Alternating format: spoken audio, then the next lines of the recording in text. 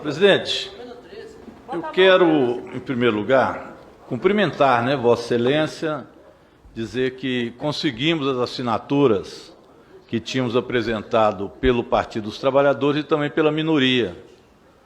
E, portanto, os deputados estão cumprindo o acordo que fizemos e eu quero felicitar a Vossa Excelência que ajudou para que isso de fato ocorresse. Então, agradecer a Vossa Excelência pelo empenho do acordo feito, cumprimentar o nosso relator, deputado Arthur Oliveira Maia, cumprimentar o ministro Paulo Guedes e também o Caio, que está aqui conosco também na assessoria técnica. Quero cumprimentá-los, mas quero entrar no assunto da reforma, porque a explanação do ministro, me permita, ministro, foi uma explanação sobre o que o senhor acha do servidor público, mas não o que está na reforma. Eu quero discutir o que está na reforma. Isso é que importa. Porque o senhor não será ministro eternamente. E, portanto, a lei e os termos da lei determinarão o que vai acontecer depois. Então, eu preciso ir no conteúdo dessa reforma. A primeira pergunta que eu falo, a quem a reforma atinge? Essa é a primeira pergunta. Por que eu pergunto a quem a reforma atinge? Porque ela não atinge os que estão no regime diferenciado de carreira específica.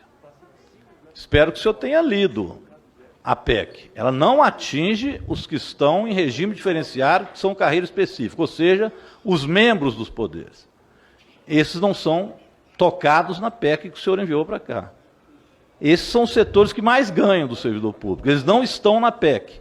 Magistrados, procuradores, promotores, deputados, defensores, advogado-geral da União, não estão. Também não estão na PEC os militares.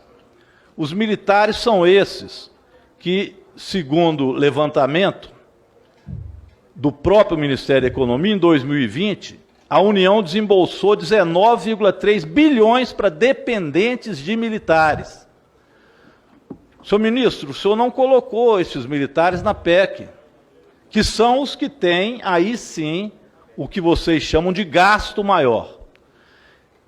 Então, veja bem, nem os magistrados, nem os promotores, nem os procuradores, nem os defensores, nem a Advocacia Geral da União, nem os militares. O andar de cima, o extrato superior do funcionalismo público não está na reforma, ministro. Estou mentindo? É a primeira pergunta. A segunda, vocês estão falando que em lei complementar vão dizer o que é carreira típica de Estado, que também não estará na reforma, porque esta terá carreira, terá concurso, terá estabilidade e mais o que precisar. As carreiras típicas. O relator já disse que para ele, carreira típica são aquelas exclusivas.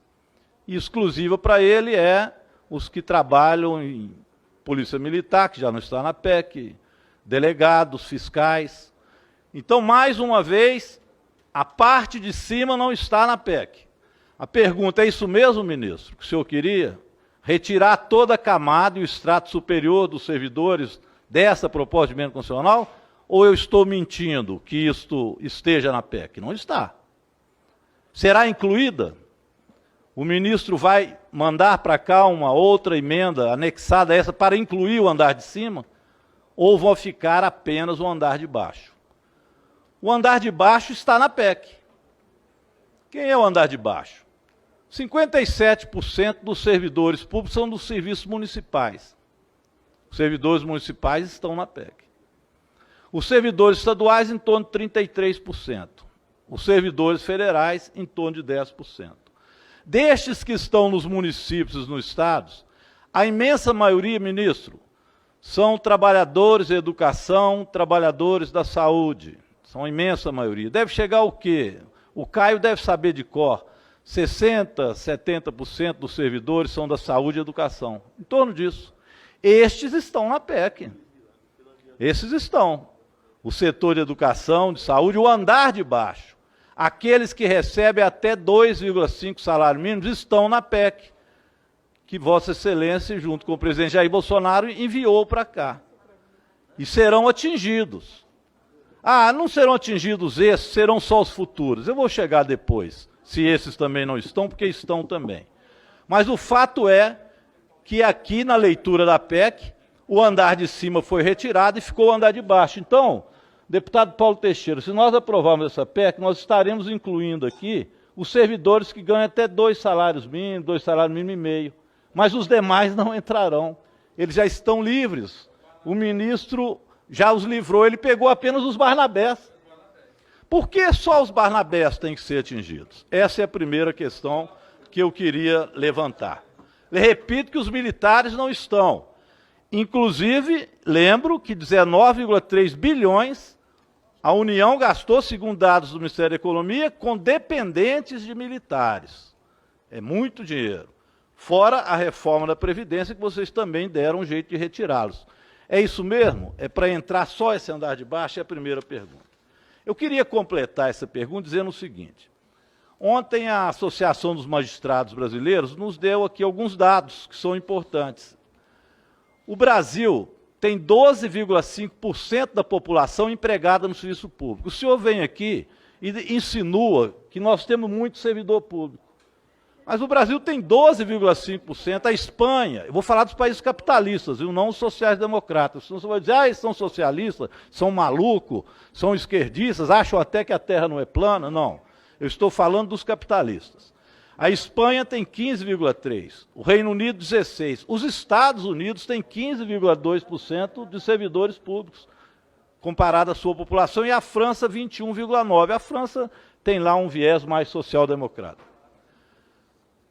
O Brasil tem uma média de 22%, a média, desculpe, da OCDE é de 22,6% do que é o custeio com o serviço público. O Brasil é de 20,3%. A Espanha é de 27,5%. Então vocês dizem que estamos gastando muito, vocês usam a palavra gasto, né? Serviço público é gasto. Os Estados Unidos, 25%, país capitalista. O Reino Unido, 21,9%. A Rússia, 27,2%. Então dizer que os servidores públicos são os responsáveis pelo problema econômico no Brasil também não é condizente com a verdade.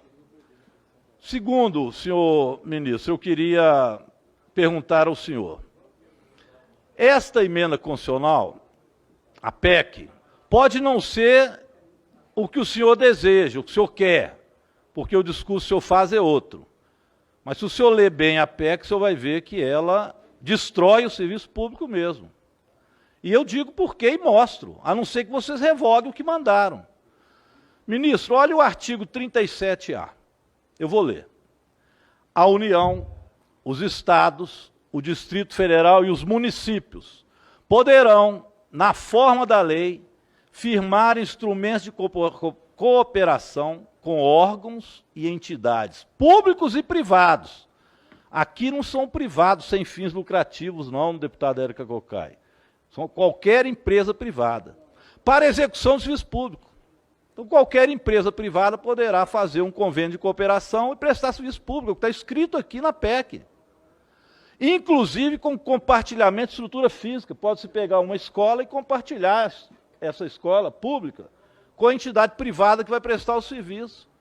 E a utilização de recursos humanos de particulares com ou sem contrapartida financeira.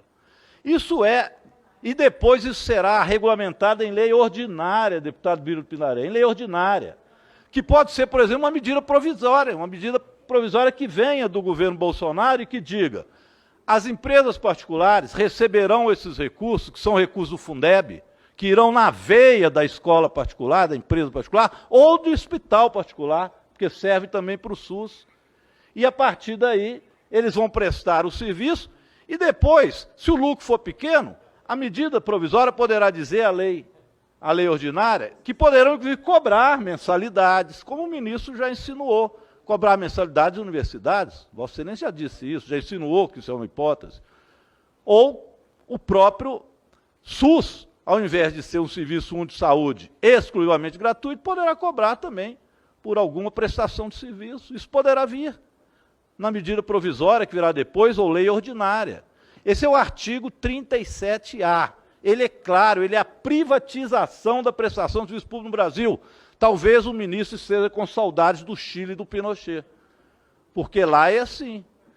Lá no Chile, que serviu de modelo para vocês falarem muito tempo, o Chile adolescentes, jovens, crianças não têm escola pública gratuita.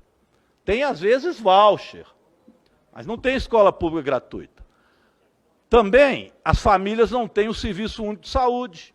O Brasil já foi assim, viu? Não tinha escola para todo mundo, não. Quando o ministro estudou no Pandiaca Lojas, que ele outro dia disse isso aqui, a minha filha também estudou lá. Mas quando o ministro estudou, eram muito poucas as vagas que tinham lá, só estudavam os filhos mais das camadas mais elitizadas, os pobres não estudavam. Era assim a escola pública. O que garantiu ao povo brasileiro ter acesso à escola pública, gratuita, da creche à universidade, foram os recursos carimbados, que não vão para as escolas privadas e sim para o ensino público. É isso que garantiu que nós pudéssemos ampliar a oferta de vagas nas escolas públicas brasileiras. E foi a mesma coisa o que aconteceu com o SUS. Então aqui nós vamos para o caminho de privatizar, de não ter escolas para todos, a creche e a universidade, não ter sistema de saúde público e gratuito, porque poderá também ir para a iniciativa privada, e não teremos depois, se dependesse do ministro, para PEC que ele mandou para cá, que nós modificamos da Previdência, sequer a Previdência Pública, porque ela também seria privatizada. Então, é um sistema de privatização do serviço público brasileiro que está na lógica do governo, infelizmente. Mas é a pura realidade, e eu coloco aqui com o artigo 37A, ou então o relator retire esse artigo, para que não sobre dúvidas de que nós não vamos privatizar o serviço público brasileiro. Depois, ministro, vocês dizem, isso não tem nada a ver com o atual servidor. Claro que tem. Olha o parágrafo 20 do artigo 37. Olha que pérola. Presidente e relator, cuidado com as pegadinhas, viu, que tem nesta PEC. Parágrafo 20, artigo 37. Olha só, deputada Alice. É vedada a redução da jornada e da remuneração para cargos tipo de Estado. Os cargos tipo de Estado é vedada a redução de jornada, no parágrafo 20. Mas para os demais, não. Para as professoras, para os que estão no SUS, para esses, poderá haver redução da jornada. Ou então retira esse parágrafo 20. Lembrando que já veio uma PEC para o Senado que propunha cortar, enviada pelo governo Bolsonaro, 25% da jornada e 25% do salário. Não foi à frente porque o Senado cortou isso lá. Mas ela volta aqui. Então o que eu quero saber, vocês vão retirar esse artigo 20? Porque senão não digam que não estão atingindo os atuais servidores. Outro ponto que atinge os atuais servidores. Avaliação de desempenho. Avaliação de desempenho, ministro, se for para fazer uma avaliação e retirar o mau servidor, que é esse discurso que se faz, pega o que já tem na Constituição e faz uma lei complementar. Para que está alterando isso? Para demitir em massa? Claro que é para demitir em massa, concomitante com o artigo 37A, que permite a contratação por diversas formas, inclusive com a iniciativa privada. E esses serão substituídos, depois de demitido, por servidores que não terão a estabilidade, e além de não ter estabilidade, serão contratados por formas completamente precarizadas no serviço público, que é o que vem depois. Então, esta PEC, ela tem uma lógica, é a lógica da privatização dos serviços públicos, ela é a lógica da terceirização e da precarização da mão de obra de trabalho. Esses servidores públicos não terão estabilidade, mas eles não têm CLT também não. E aqui não se estabelece que eles tenham CLT. Então eles serão uma categoria pior de trabalhadores, completamente à margem das conquistas que nós tivemos durante tanto tempo. É isso que fazem com o servidor público. Esta PEC, o lugar dela, presidente, eu já disse uma vez e repito que eu queria que o ministro escutasse. Ela era ser retirada, ministro. Vocês tinham que retirar essa PEC, pelo menos discutir, que vocês não fizeram com ninguém, com nenhum sindicato, com ninguém. Vocês criminalizam os sindicatos e as entidades como se elas não tivessem contribuição a dar no Brasil. Deputado Rui Falcão, se pedir ao capeta para ele incluir coisas no interior desta PEC que prejudique mais o serviço público e o servidor brasileiro, o capeta dirá, eu não consigo fazer. O governo Bolsonaro já colocou todas as maldades dentro desse saco. Então, senhor presidente, tem que retirar essa PEC. Ela é uma maldade absurda contra não os servidores, mas o serviço público brasileiro que será privatizado. Obrigado, deputado Rogério Correia.